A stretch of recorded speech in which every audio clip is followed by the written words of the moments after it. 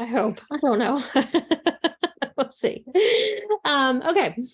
So we have a small group. So I definitely hope that you guys will play along with me in certain places, and that we'll get a chance to really talk about this new tool that we have, or I should say newly revised tool that we had out of SISUP, which is the State Implementation and Scaling Up of Evidence-Based Practices Center. Part of the work we do is really support our states to implement whatever it is they're interested in implementing.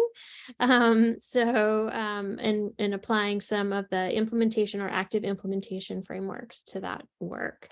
And so we have newly revised a critical perspectives or engaging critical perspectives tool that we hope that you'll explore with us. So the first thing I want to ask you, and you can come off mute or really put it in the chat, is thinking about yourself in the past, I don't know, 3 months, 6 months. Have you made any decisions based on online reviews?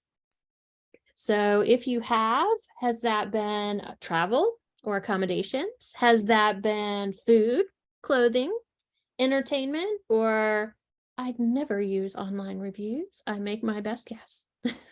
So go ahead and put it in the chat.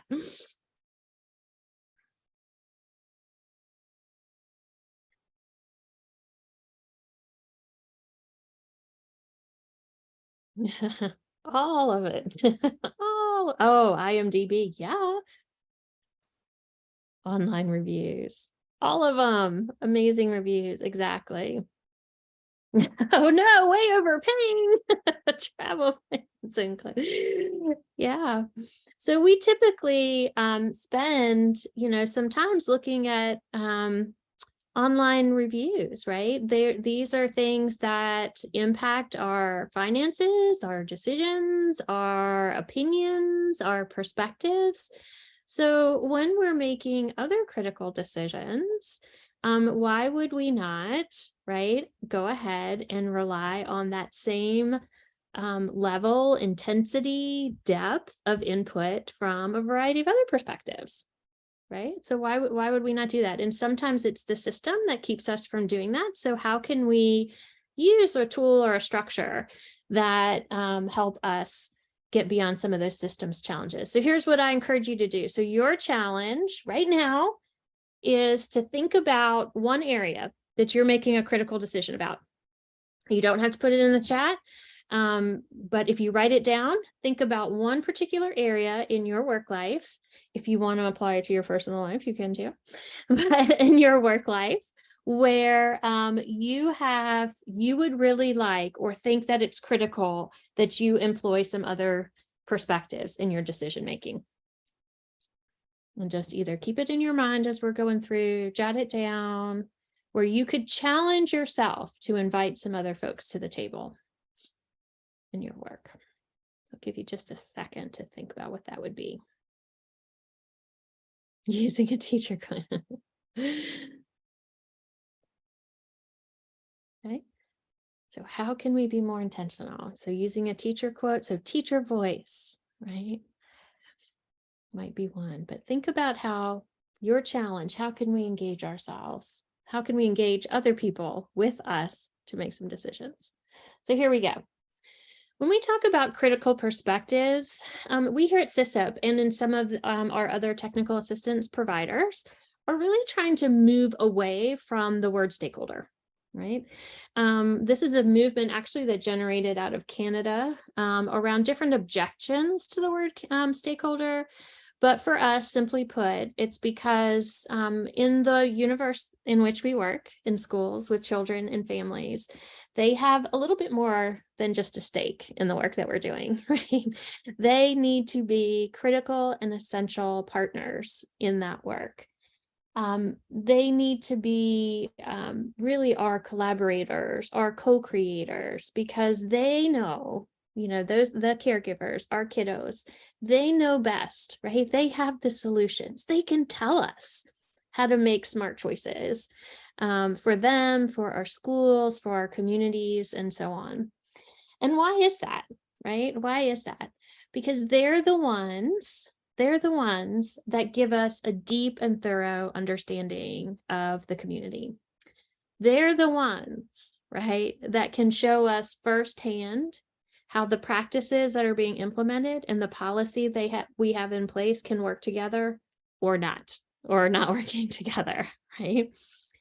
They are the ones that can give us the perspective to disrupt that status quo, anticipate barriers, and leverage strengths, right? They're the ones that can say, that's not going to work. What about, right? Or we have this great strength in our community. How can we leverage that? And so on. And they're the ones that are going to give us our first clue, our very first clue about whether or not, no matter how much data we have, no matter, graphs and charts, if you will, that we bring to the table, they're the ones that are going to give us our first clues about how well an innovation, a practice, or something is going to fit, right? And help us know whether or not it's going to be a good match. And one of my favorite people lately, oh, excellent, thank you.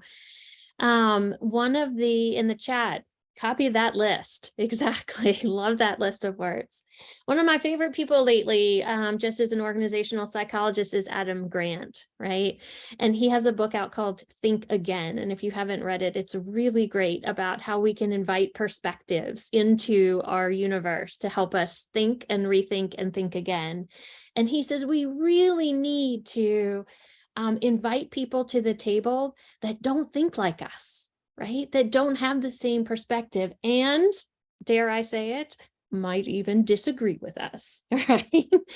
And that acknowledging that dose of complexity, right? Acknowledging that we are inviting people into the room that might give us a whole other lens on what we're discussing really gives, I know it does for me, really gives me some humility, right? About what we know, what I thought I knew, what I wasn't sure I knew, right?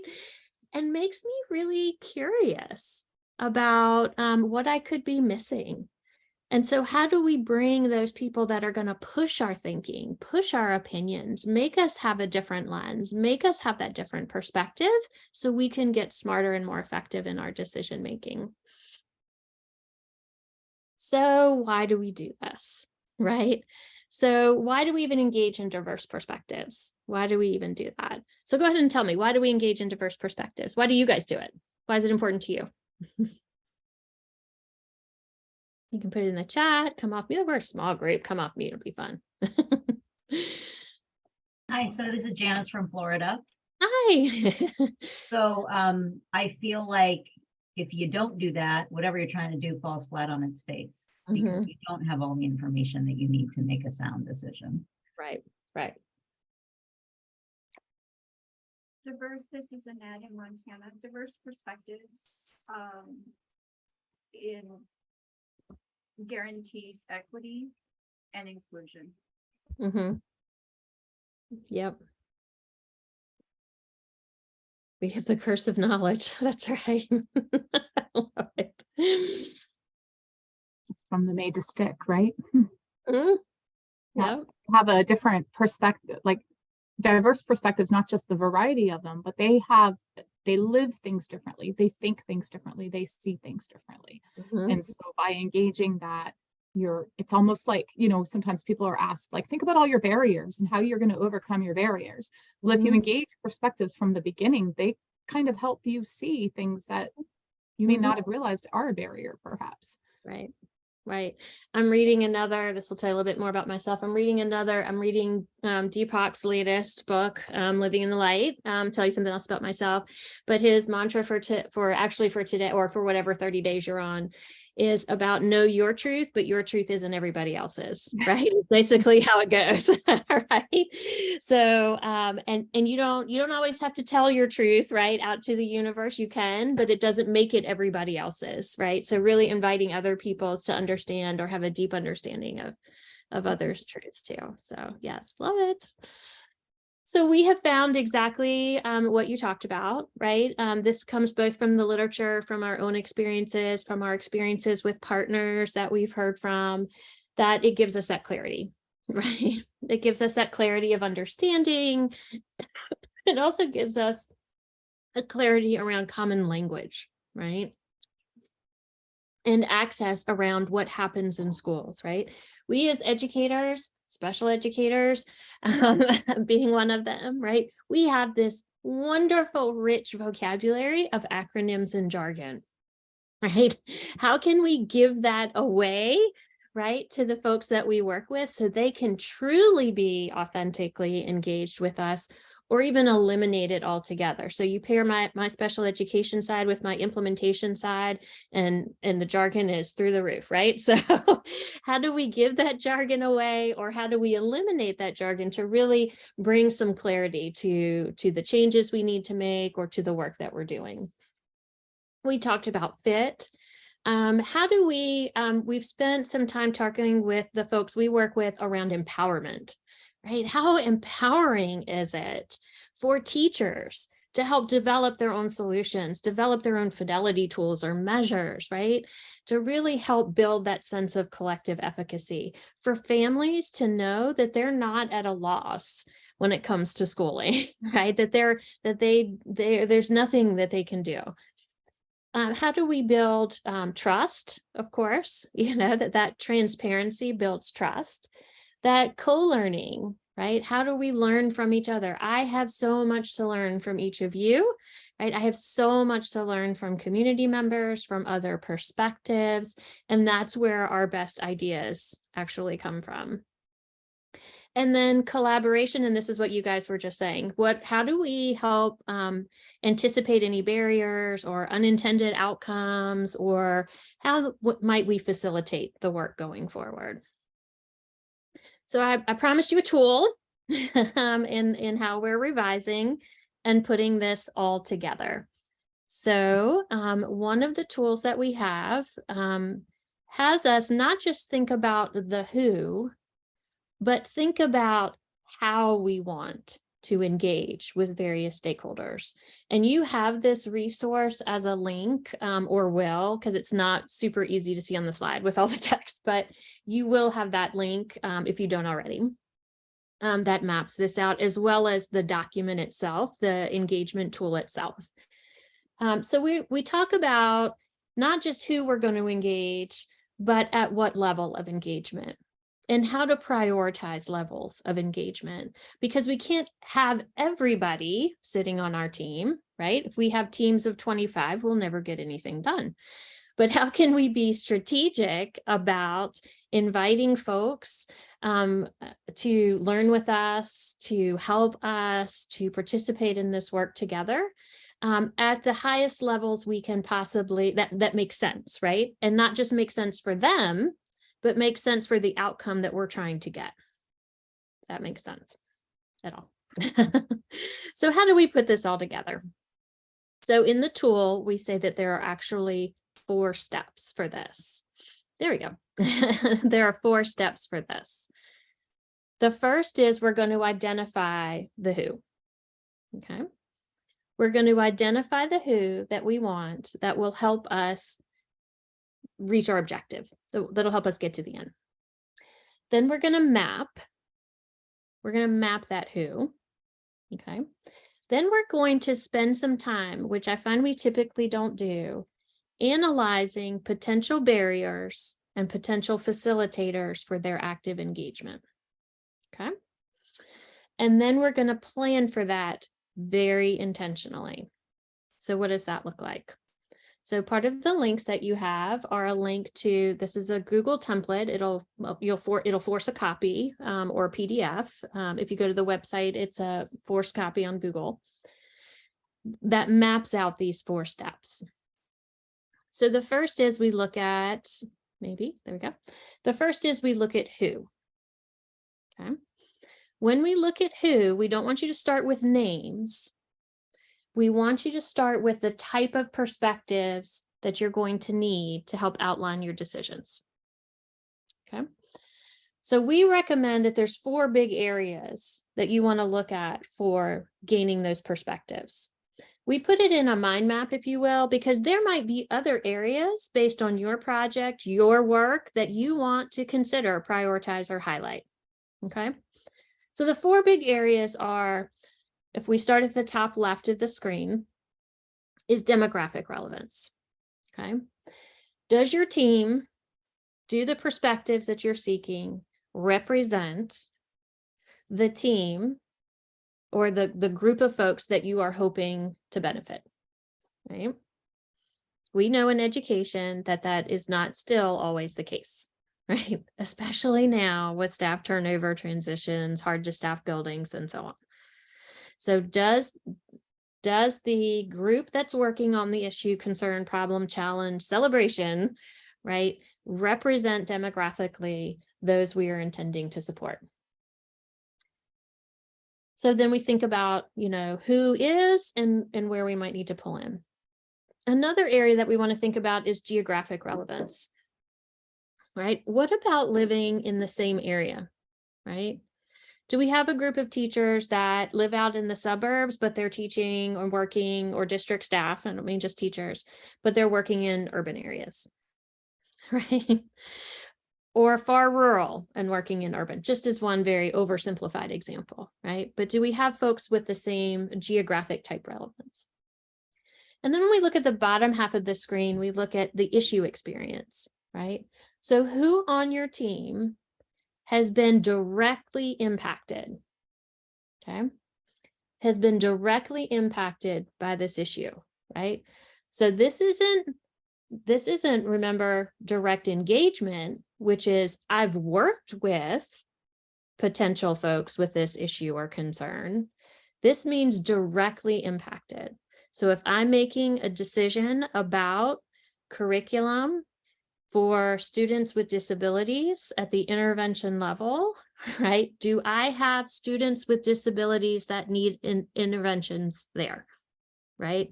Or if not, how am I getting that voice, right? If not on the team, how am I understanding what that feels like to be pulled out of class again, right? To get an intervention? Or how do I understand what that feels like to be taught reading over here in my inclusion class and reading over here in my special ed class with 2 different curricula and 2 different approaches, right? Which typically happens. So who has that direct impacted experience versus direct engagement? Here's where I might get to the teachers of, right? Or the parent of a child that has that issue, not impacted by it yourself, not where you're feeling it, right? But where you have that working directly or indirectly with. And then we document that on first the who, the perspective, and then we get to names, right?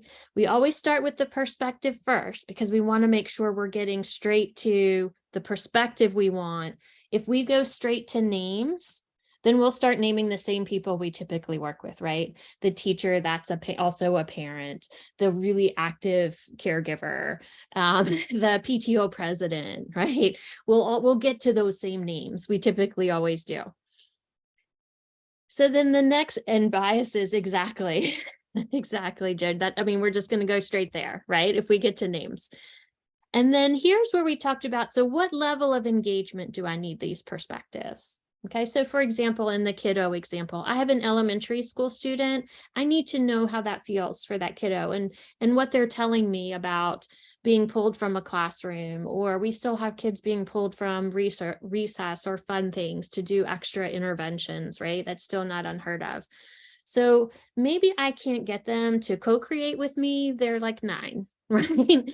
But I can get, right, to ways to involve them, right? Show me what you love about your literacy time with Miss So-and-so, right? Or tell me about how you like reading or not reading, or feel about reading in front of your friends or not, right? We can still involve them in this work. And when we, I hope you'll take a chance to look at the resource so you can really look deeply at the different types of involvement. And then we map those, right, for each perspective that we need. And then that third step is that analysis. So what gets in the way of active engagement, right? And what facilitates active engagement. So what gets in the way and what facilitates it. And so what do? We map that out. And then we plan for it.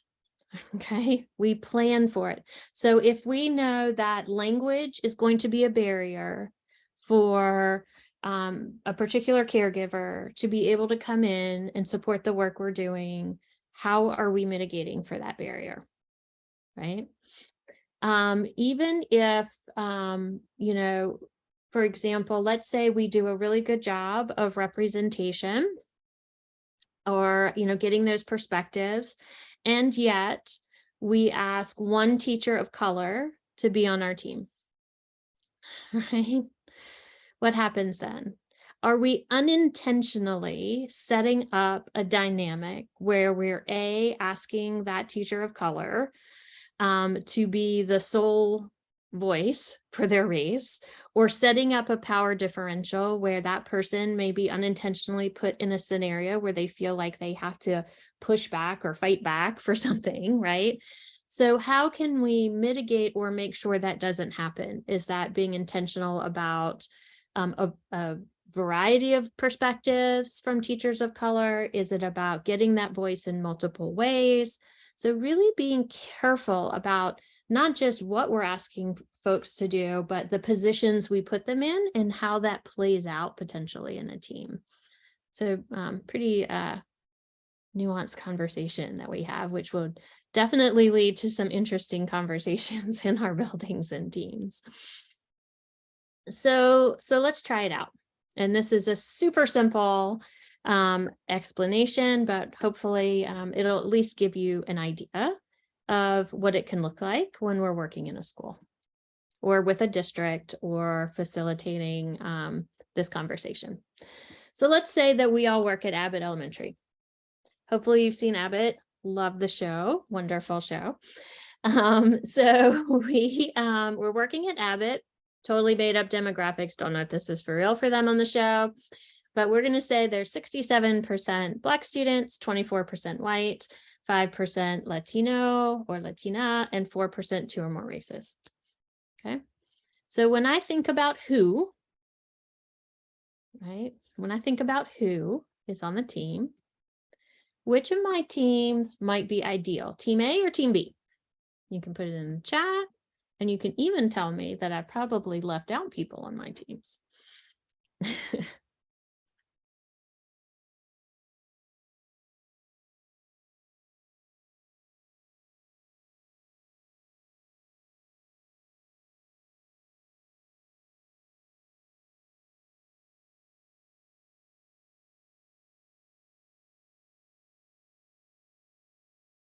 Team A. So we've got some pretty good consensus on team A. Now you notice I said ideal because we don't always get the ideal, right? Sometimes we just can make do, right, with what we have. So how do we work towards that ideal, or how do we get the voices of folks that would be on our ideal team and make sure that their thoughts and ideas are really used? Okay, so hopefully this will work. We'll see. But let's say this is the parent that we've picked on our team of the student that's really struggling. So hopefully it worked right before. So let's see. One nail. Thank you.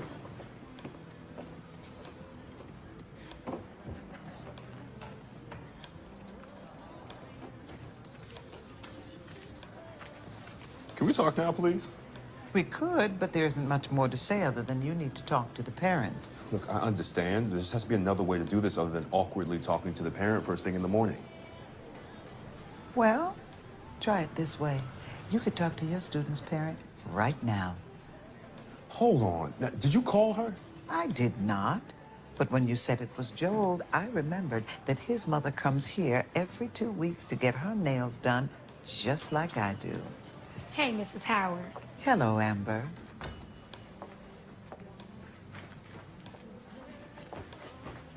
Aren't you my son's teacher? Yes. Get your nails done.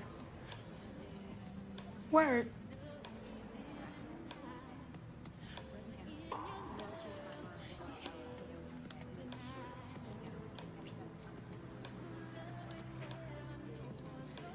Can you give me something bold, something that starts a conversation? So, Amber. Nice to meet you. Yeah, we met already, but nice to meet you too. So, your son Joel, you've been bringing him to school at 9. School starts at 8. Is there a reason for this? Well, nosy. I start my shift at my job at 9:30. So it's easy for me to drop him off before that and go straight to work instead of going home or whatever. Right. Can I get some rhinestones that say I'm not afraid of awkward interactions? Literally or metaphorically? Because I can do that design, it'll just be $50 extra. Well, I hear what you're saying, Amber. Your son needs to be at school at 8. He's missing a lot of vital learning. Word? I thought y'all just be playing with blocks and stuff. No, this isn't daycare. By the time he comes in, we're already working on primary reading and math. He's always struggling to keep up. Oh. I didn't know that.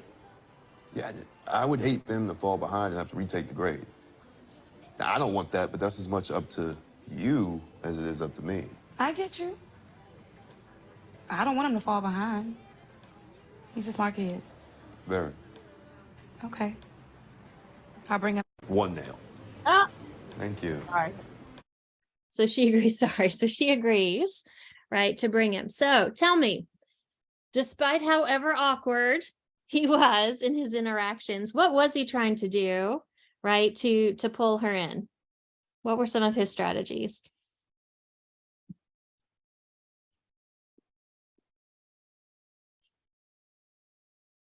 Well, I think he was perhaps trying to leverage her hopes and dreams for her son. Mm-hmm. Yeah. He And met also Sorry. and provide an explanation of how that was tied into what was happening on a daily basis. I was going to say he met her where she was at, whether it was intentional or not. Right. Thank goodness for Miss Howard, right?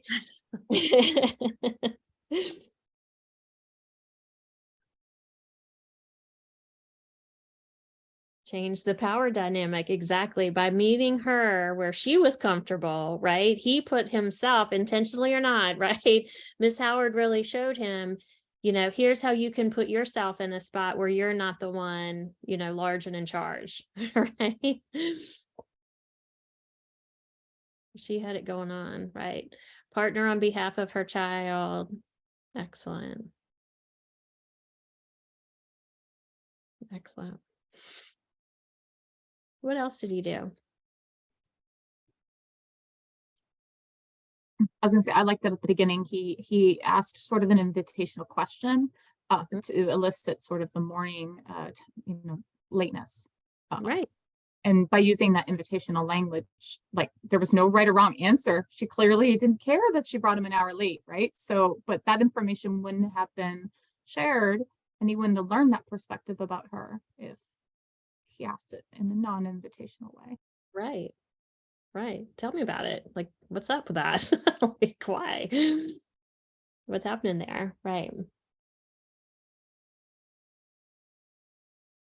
It was apparent that he knew that important stuff was happening before 9, but not apparent that she knew that. And she probably had never been told that before. So if she was never involved in that conversation, she would have never known that that was happening in that first hour. Right. Right. Right. He kind of broke down those walls of like that kind of invisibility of school, right? What's happening there? I don't know. I thought you played blocks and stuff. I don't know what happens in school. Well, that's what I did in kindergarten, like kindergarten is definitely not the same as when I went to kindergarten. Well, and along those lines, he didn't accuse her or imply that she was a bad parent. No. Even though he was a little uncomfortable starting the conversation, he brought her in on a level field that perhaps neither one of them understood the other's perspective. Right. Right. Exactly. Exactly. So again, you guys thought of them all, of course. So we think about things like holding meetings like he did, going to where she is. What does that look like? How can we support teachers to do that? Or, just so that it's not always on their own time, or, how can we help support the teaching staff too? How do we assign people or think about folks that can kind of demystify the academic jargon or the things that happen in school, right? Who gets to help us do that, to figure out what's happening in school and making safe spaces for caregivers. How could we have brought, what she has to bring in, there was an opening there potentially, right? She didn't start work till later. And he had to be there. How could we leverage that time? Oh, you don't want to have to go back home? Hey, come on in and read to the kiddos, right? How could we have leveraged that time with her that she had in the morning? She left him a great opening and I wanted him to take it. But he didn't quite yet, right?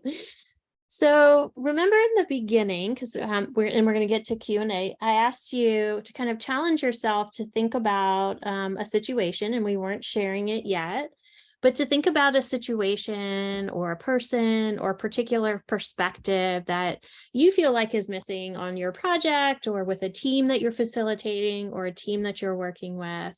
And I would love for you to, you could either put it in the chat, you don't have to use names, just perspectives. And then one action you might try to initiate a conversation around getting that perspective to the table. So just think about a perspective that you feel like might be missing based on what we've talked about today. And what's one action you might do to initiate that conversation, either with your team or make that one step forward? And again, small groups, so I would love to hear your voices.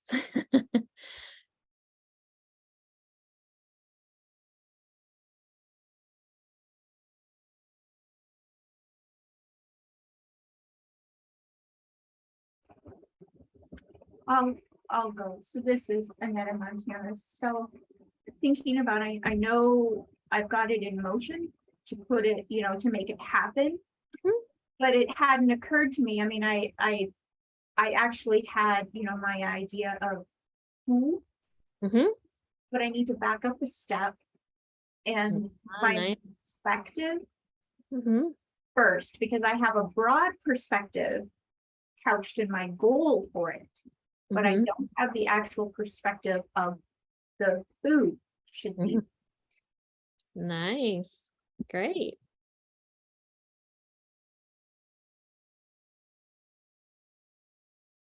So I'm Kaylee, I'm from Idaho. I'm thinking about a group that we already have put together, and it's a group of parents and family members who sit on our school's MTSS leadership teams. One barrier struggle that we have is that we don't get great attendance to those. And it's kind of the same parents that are always showing up, the same 5 parents, even though there should be at least 30 parents that are in this group.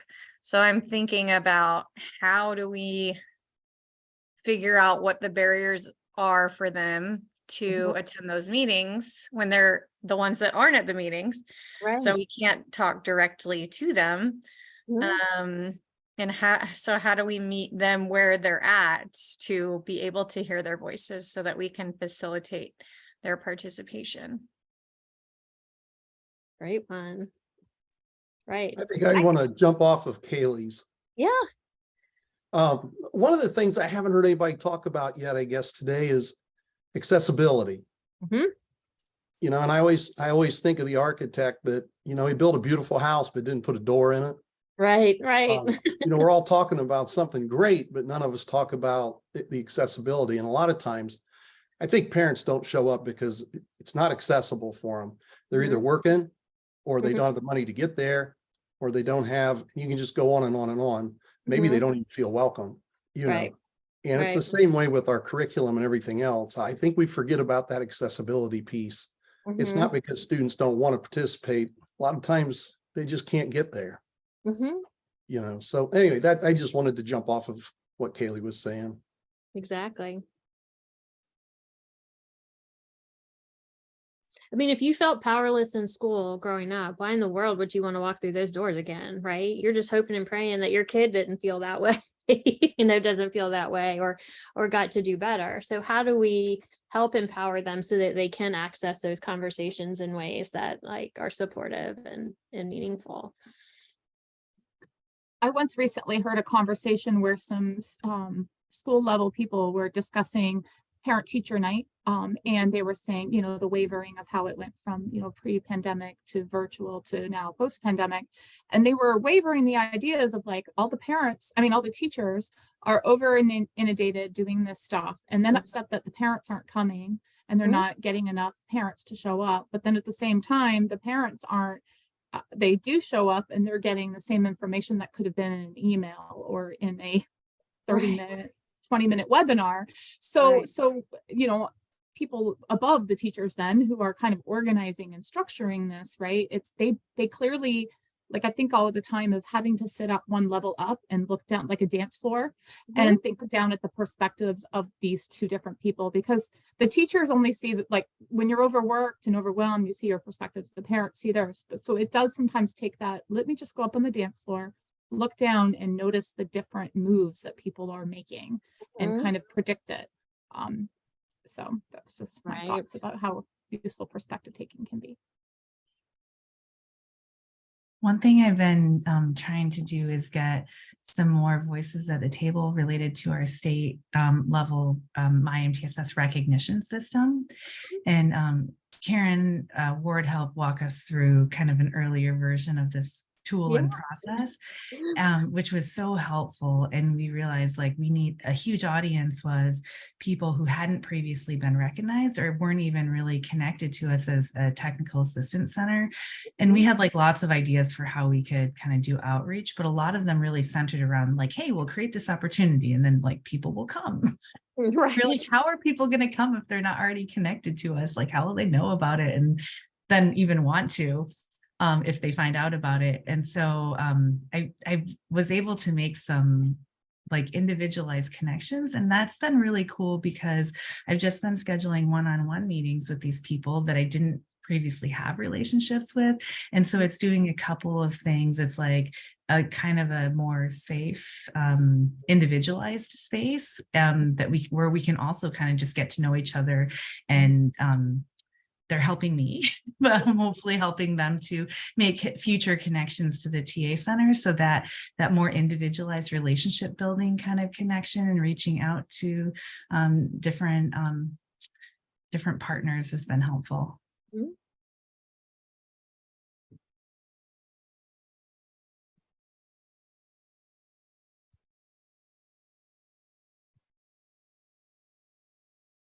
Any other examples?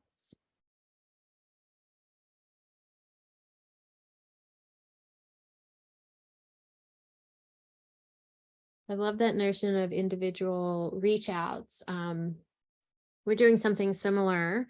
No surprise, I'm sure. But the field of implementation science that we work in is pretty white, pretty jargony, and we're working really hard to kind of break down those barriers and silos. And so what we've engaged in is a deep conversation with the National Institutes of Historically Underserved Students. And so we're really trying to get some focus groups together from HBCUs, both professors and leaders, to say, what can we do? What would be some barriers to bringing this into instruction? How can implementation science serve as a mechanism for really getting the right practices in place? What are some, help us out. Like, I don't like, help me out, or let's figure this out together. Cause I can guess, but I don't know, I don't know what it really is. And so really having those individual focus group conversations with individuals, with teams of folks to problem solve the issue. Yeah.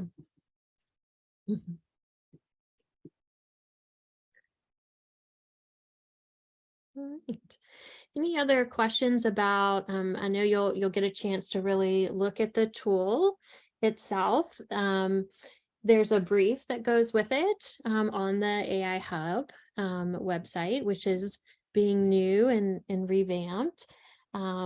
There is an implementation science for educators podcast that we have out, and our partners in Wisconsin have episodes 34 and 35, where they specifically talk about how they brought in groups of teachers and some regional service providers to develop what we call a practice profile. You might have heard of them as innovation configuration maps, or basically outlining best practices in literacy for teachers, and how there's a group of teachers that worked on defining that for them. So that's a great podcast. There's some fun teachers on there. I would encourage you to listen. But any questions or thoughts about the tool itself?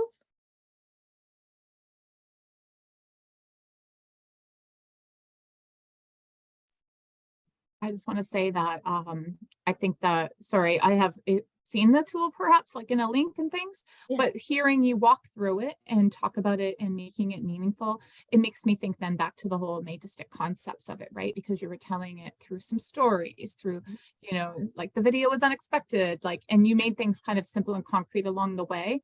Back to the big picture of messaging. Again, here I am at OSEP, over inundated with lots of resources coming my way all the time. And by having this opportunity changes and shapes that learning and that messaging system to perhaps create it, for me to take it and do something with it in a different way, right? So I think it's just really always a great way, not just for myself, but all of us, to think about all the different ways that people present information and how we can turn little pieces around into our work. So do thank you for this share today. Good. Yeah, I really appreciate the shift in thinking towards thinking about perspective first in planning, because I do think that in the world of schools where everything has to happen yesterday, there's such a need to jump right to the quickest and easiest fix, which may not actually be addressing what the real issues are. And so I feel like by making sure you have all the perspectives represented, you're more likely to identify the problem that's actually the problem, not just what you think is the problem. Exactly. The problem that's actually the problem. I love it.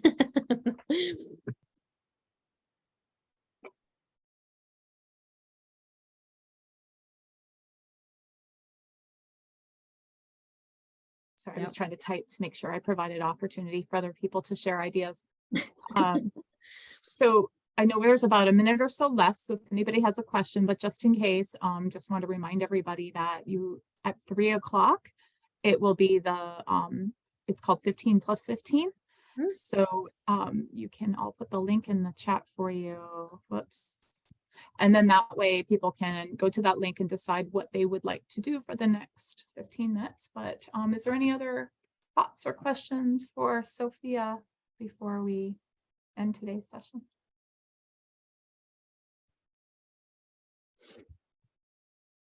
Thank you guys. And my email's in the PowerPoint. Jennifer knows how to get in touch with us too. Yes, very helpful. And thank you to everybody engaging today with the questions and feedback and things like that, because I know that it always makes things more engaging, and Sophia could take this feedback, for future sessions and things like that. Absolutely. Thank you.